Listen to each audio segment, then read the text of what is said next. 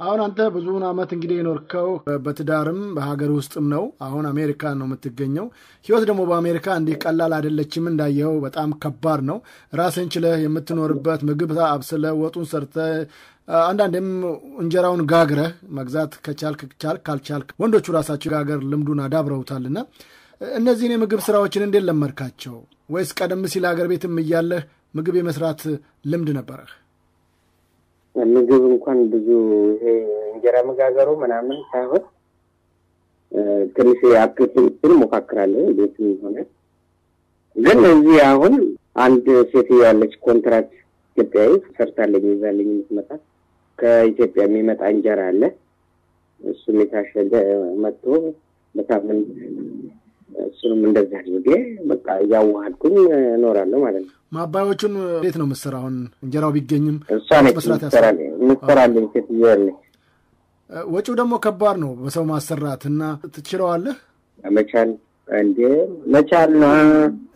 አንዳንዴ እሞክራለሁ ብዬ ወጥ እሰራለሁ ብዬ አንድ ገራን አልጫ እሰራለሁ ብዬ አጥሚት መሰለብኝ። አጥሚት በእንጀራ በልቼ አደርኩኝ። ለባለቤትህ ችግሮችን እንደው በስልክም ታጫውታታለህ? ምን አለች? በርታ ነው እሷ የምትለው። እንግዲህ ቀላል ነገር መስሏታል። እዚህ ሀገር መኖር ቀላል ስለሚመስላቸው ስለሚያስቡ እዛ የሚሄዱ ልጆች እንደዚህ አይነት ቀደም እንደነገርኩ የሚያደርጉ አክቶች የተለየ ስለሆነ ልክ እንደዛ የምንኖር ይመስላቸዋል። እዚህ ግን በጣም ከባድ ነው መኖር። መተሽ ሞክሪው ለማለት አላሰብክም? መምጣቷማ አይቀርም። እንደው እቺን አመት ነው የምሰራው። በዛ መሀል እስኪ እንትን ካለ መታ ብታየው ፈቃዴን። ስንት ጊዜ ሆነ አሁን አሜሪካን ከመጣ? አሜሪካን ከመጣ 1 አመት ሆነኝ።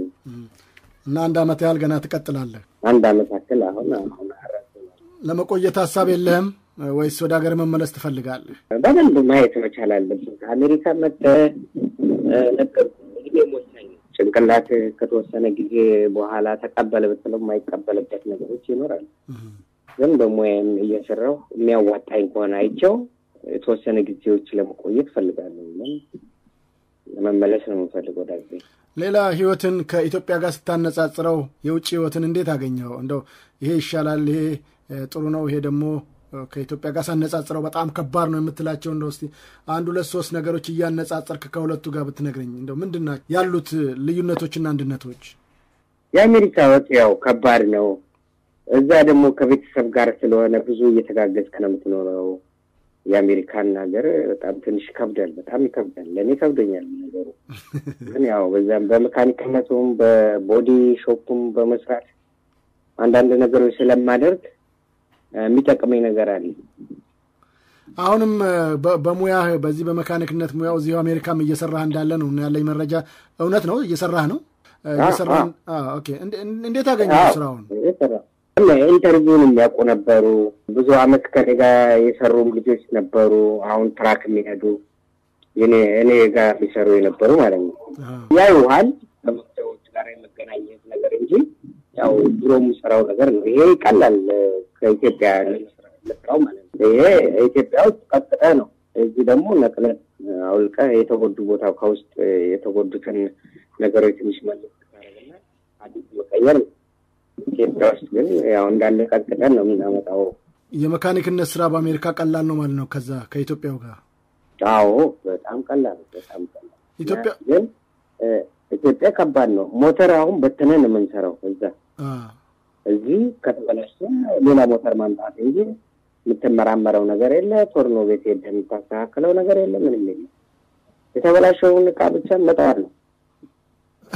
እና ምን አልክ ታዲያ? እንደው ወይኔ ሀገር ያላልክም? እንደው እዛ አንድ ነገር ለመጠገን መከራ ስቃይ አይተህ ነው። እዚህ ግን ሞተርንም ያህል ነገር በጣም እዛም በመስራቴ እዚህ ይሄን ጎርጎሮ ጊዜ የምታጠፋበት ነገር አይደለም። እና እዛ በመልመዴ ግን በጣም ነው ደስ ያለኝ።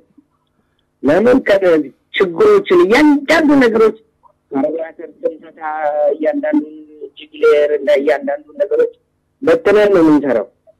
የጠባውትን የሰጡትን አጥበበን በቁጥራቸው ገዝተን እና እዚህ ደግሞ ምንም እንደዛ የሚባል ነው ፈላሰፍ የሚባል ነገር የለም። ስለዚህ አሜሪካው መካኒክነት በጣም የቀለለ ነው። በጣም በጣም ቀላል፣ እውቀትም የሚገኝበት አይደለም ከኢትዮጵያው ጋር ስታነጻጽረው።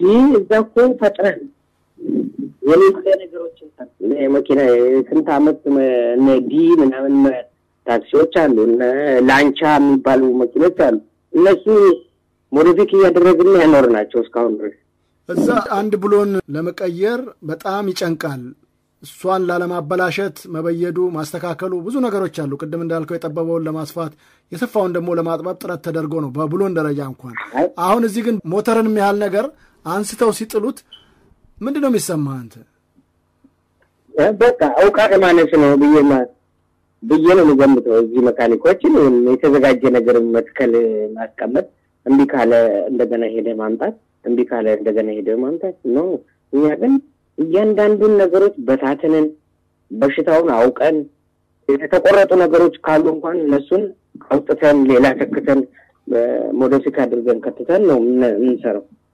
በጣም እዛ ሀገር በመስራቴ እኔ በጣም ትልቅ ነገር ነው ያገኘሁት እዚህ ቀልኛል በጣም ኢትዮጵያ ውስጥም የመካኒክነቱን ስራ እየሰራ በትርፍ ሰዓት ነው የኮሜዲ ስራ ህይወትን የምትመራው በኮሜዲ ስራ ነው ወይስ በጋራጅ ስራው ነው ጋራጅ ስራ ነው አሁን በትርፍ ሰዓት ነው እንደ ኮሜዲ አሁን ወደ ታዋቂነቱ ምናምን ስገባ ነው እንጂ እንትን ያልኩት ሙሉ ጊዜንም ጋራጅ ነበር የራሴ ጋራጅ ነበር ጋራጁ የራሴ ነው የራሴ ጋራጅ ነበር አሁን ለልጆች ሰጥቷል የመጀመሪያ ስራ ሆነ ስሰራ የነበረው የጋራጅ ስራ ነበርና ወደ ኮሜዲ ከመግባት በፊት የጋራጁን ስራ ነው የሰራው ወደ 30 አመት እንዳልከኝና እንደው እሱን ባትሰራ ኖር በሐሳብ ደረጃ ምን አስበህ ነበር ምን ለመስራት በምን ሙያ መቀጠል ትፈልግ ነበር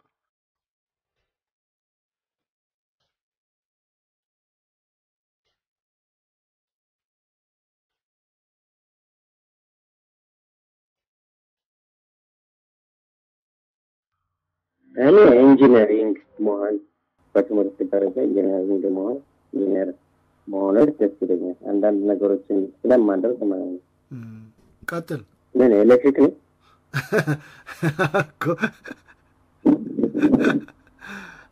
ጥሩ ነገር ነው ኮሜዲነቱን ነው አሁን በጣም የምትወደው ወይስ የጋራጅ ስራውን ነው እንደው ከሁለቱ አንዱ ምረጥ ብታል ወደ የትኛው ትሄዳለህ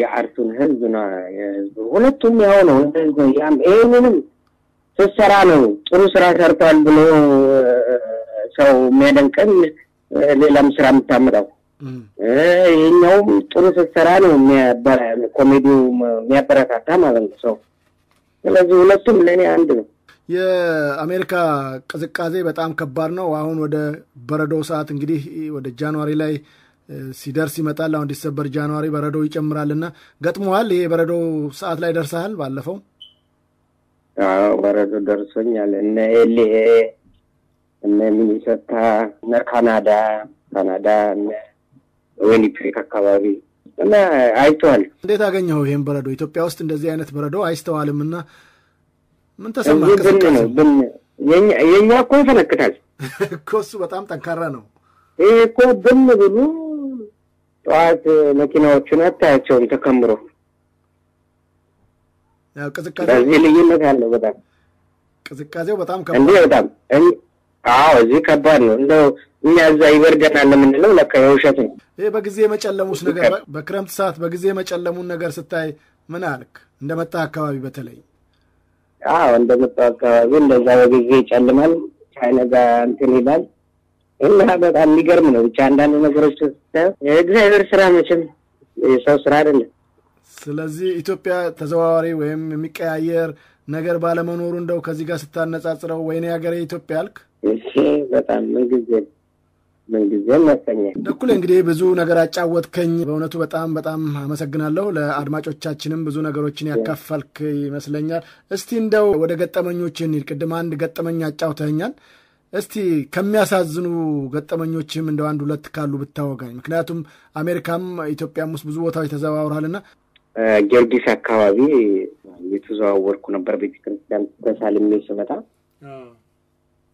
አንድ እንደ ዱዳ ነገር ነች ፓራላይዝድ ነች አባት በጣም ሽማግሌ ናቸው እና እየተሻገርኩኝ ያለ አስቆሙኝ ሽማግሌው እንደዚህ ተላለች መሄድም አትችልም በቃ ብዙም እሳቸው እየረዷት ነው የሚሄደው በቃ አቆሙችና ምንድነው ስላቸው እሷ በቃ ምንም የምትናገረው ለሳቸው ይገባል ለኔ አይገባኝም አድናቂ ነኝ ነው የምትልህ ፊልሞች ምናምን አይታ በጣም ከልቤ እንትን ያልኩበት ነገሮች እሱ ነው በጣም ካስደነቀኝ ነገሮች ከተተላለች ማለት ነው እንትን በጣም ይገርማል በጣም በስንት ሰዓት ሙሉ እንደዚህ ብላ ለአባትዬ ተናገራለች ታስተረጉማለች እኔ እንደው ምን ብዬ ልንገር ራሷን መቆጣጠር አትችልም በጣም ከደነቀኝ ነገሮች እሱ በጣም አመሰግናለሁ ዶክተር እንደው ለመጨረሻ ጊዜ ለአድማጮቻችን እነን በናገሬን ባካፈል የምትለይ ነገር ካለ እስቲ አንድ ድል ልስጥህ እና ውይይታችን በዚሁ እንቋጭ አዎ አድማጮች የኔ አድናቂዎች ቴንኪው በጣም አመሰግናለሁ እንግዲህ እዚህ ድረስ የደረስኩበት ምክንያት አድናቂ ስላለ በሰራው ስራ ማበረታቱ እንደደረጃ ለገፋ ይቻላልና ወደፊት ደግሞ ብዙ ነገሮችን ለመስራት አቅጃለሁ እና ኢትዮጵያ ውስጥ ያሉ ጓደኞች ወመሽ የሚባል ማህበር አለን ምን ማለት ነው በጣም ብዙ ነገር ወጣት መሳይ ሽማግሌ ማለት ነው ኦኬ ወመሽ እና ብዙ ነገሮች በጋርደው ብዙ ተንከባክቦኝ ነው ወደዚህ እንትን ያልኩትና በጣም እንጃ የተላቀሰ ነው እነሱን አበረታተውኝ አንተ እንደውም ላልሄድ ሁሉ ወደ አሜሪካ ላልመጣ ሁሉ እንትን ብዬ ነበር ግን እዛ በጣም ስራ ስላለኝ ማለት ነው እዚህ ማላቀው ሀገር ሄጄ የቋንቋውን ችግር ይኖራል አንዳንድ ነገር ይኖራል ኢንፎርሜሽን ነገር ያለው ከዚህ እንትን ስለምን በቃ ግን እግዚአብሔር ይመስገን አሁንም እየኖርኩ ነው ይቅርታ ደኩሌ አንድ ነገር ሳልጠይቅ አልፌ ነው ይሄ አውሮፓ አፍሪካ ምናምን ሌሎች ሀገሮች ሄዳል ከአሜሪካና ካናዳ ውጪ እሱን ቅድም ስላላነሳን ነው እንደው የካሌድ የመሄድ አጋጣሚ አለ ዱባይ አለኝ አሁን ወደ ዱባይ ምናምን ነገሮች አሉ ዱባይም ሄጃለሁ ኦኬ እስራኤል ሄጃለሁ ኦኬ እና አንዳንድ ቦታዎች ደረስኩ ነው አሁንም ወደ እናንተ ጋር ፕሮግራም ነበርኝ መጀመሪያ እንደውም እዛ እናንተ ጋር ነበር ለመጣ የነበረው የመጀመሪያ ጊዜ እንደውም ለንደን ነበር ከከባቦ ጋር ስለዚህ አሁን ወደፊት መምጣት አስበሃል ዋው ስፖንሰሮች ካሉ መምጣት ነው ምን ችግር አለ ያሉኝን ነገሮች አካፍዬ ነው እንግዲህ እነ ሬዲዮ የሚከታተሉ አድማጮቻችን ምናልባት ተስፋ አደርጋለሁ ስፖንሰር ሆነው ወደዚህ ሊያመጡ የሚፈልጉ ሰዎች ካሉ እንግዲህ ይሄ ሬዲዮ ዝግጅት ክፍልም ማድራሻ ለመስጠት ፈቃደኛ ነው ያንተ ፈቃድ ካለበት ማለት ነው በጣም አመሰግናለሁ አሁንም በድጋሚ እግዚአብሔር ይስጥልኝ ዶክተር ቴንኪው በጣም አመሰግናለሁ በጣም አከብራለሁ በጣም ወዳችኋለሁ ቴንኪው እሺ ዶክተር